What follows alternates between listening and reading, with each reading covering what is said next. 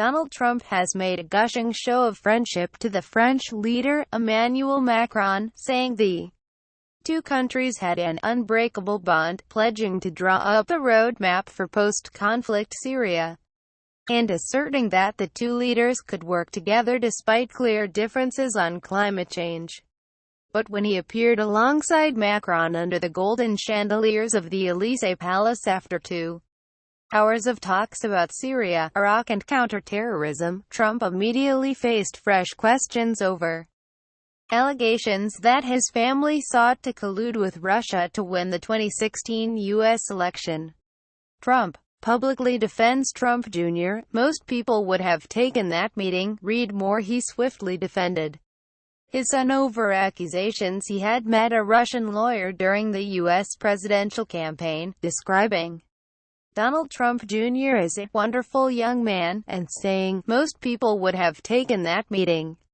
Trump remained non-committal over the U.S. eventually rejoining the global climate agreement that he pulled out of last month to the dismay of Macron and other world leaders. At first, he hinted that he might change his mind and bring the U.S. back into the agreement, saying, something could happen with respect to the Paris Accord. We'll see what happens. We will talk about that in the coming period of time. But he quickly followed up with a shrug, adding, if it happens, that will be wonderful, and if it doesn't, that will be okay, too. Trump acknowledged that France and the U.S. had occasional disagreements, but said that would not disrupt a friendship that dates back to the American Revolution. Macron acknowledged sharp differences with Trump over climate change, but he said he and the U.S. president were able to discuss how best to combat a global threat with enemies who are trying to destabilize us, with a focus on counterterrorism. Trump said his recent meeting with Vladimir Putin had led to a ceasefire in a part of southern Syria, and said that he was working on a second ceasefire in a very rough part of Syria. He suggested that other parties would become involved in the deal, saying, and all of a sudden you will have no bullets fired in Syria. As Trump began his 24-hour visit to Paris, the two leaders' body language was under close scrutiny.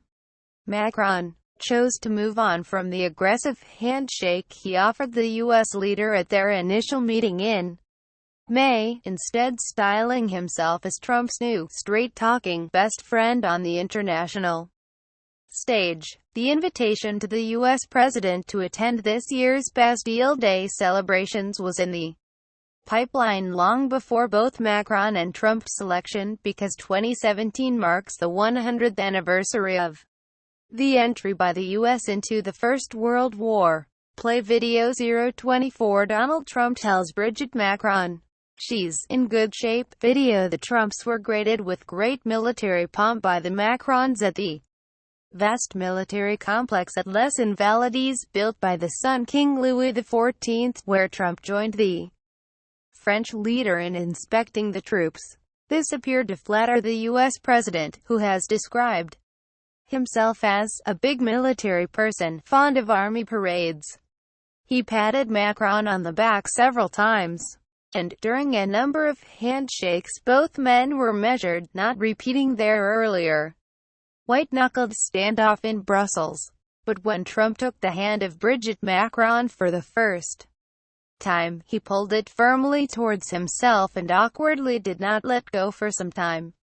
Soon afterwards, the presidential couples toured the historic military site and visited Napoleon's tomb, with Trump remarking on France's great history. Trump turned at one point to Brigitte Macron and said, "You're in such good shape," remarking to her later, "Beautiful." Facebook, Twitter, Pinterest. The body language between the two leaders was less competitive this time around. Photograph, Pierre Suu, Getty Images. Trump patted Macron repeatedly on the shoulder and both seemed to slip into buddy roles. After visiting Napoleon's tomb, Trump turned to Macron and said, "You want a ride?" He then gave the French president a lift to the Élysée Palace in the Beast, the U.S. presidential armored car. Arriving at the Elysee with Macron as his passenger, Trump appeared so self-assured he seemed to be hosting the event himself. He mouthed a silent thank you to waiting journalists as if to an applauding audience. Inside, there was yet another official handshake, which White House reporters described as less feral than the previous death grip encounters, with Trump willingly letting go. First, Macron's strategy was to set up a kind of persuasive bridge building with Trump after observing the U.S. president's increasing isolation on the Western stage. Facebook, Twitter, Pinterest. Brigitte Macron left with Melania Trump after a boat ride on the Seine on Thursday. Photograph. Aurélien Mounier, Getty Images. The Elysee deliberately added what one official called a personal postcard tourism touch. Instead of dining at the Elysee Palace, Macron and his wife, Brigitte, invited the Trumps to eat a meal cooked by the chef Alain Ducasse in a restaurant at the top of the Eiffel Tower. Brigitte Macron also took Melania Trump on a tour of Notre Dame Cathedral, where the American First Lady appeared to stop for a prayer, and they then took a boat tour up the River Seine. The U.S. First Lady visited the Necker Children's Hospital in Paris earlier in the day, where she spoke to children in French.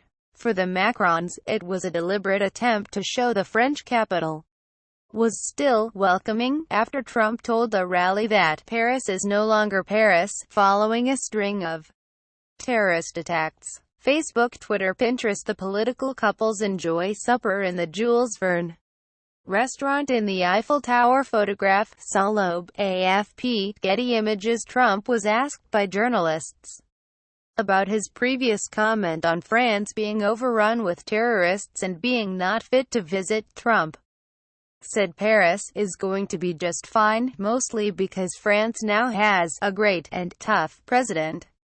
Trump then joked to Macron that the French leader better not make him look bad. With UK sidelined, Macron forges unlikely alliance with Trump. Read more. The military pomp of the Trump visit reflected Macron's new style of showmanship diplomacy, seen when he invited Russia President Vladimir Putin to the Palace of Versailles. It is aimed at highlighting French prestige and grandeur, and is aimed as much for his domestic audience as foreign leaders. Macron and Trump will attend the Bastille Day military parade on the Champs-Élysées on Friday morning, before the Trumps return to Washington. Security for the visit was tight. Far from the official events, anti-Trump protesters were gathering at a no-Trump zone at Place de la République, where organizers linked to the Paris's Nuit Debout movement said they would stand against Trump's anti-migrant positions, sexism, Islamophobia and racism. Jean-Luc Mélenchon, the leader of the left-wing party France Unbowed, said last month that Trump was not at all welcome on Bastille Day.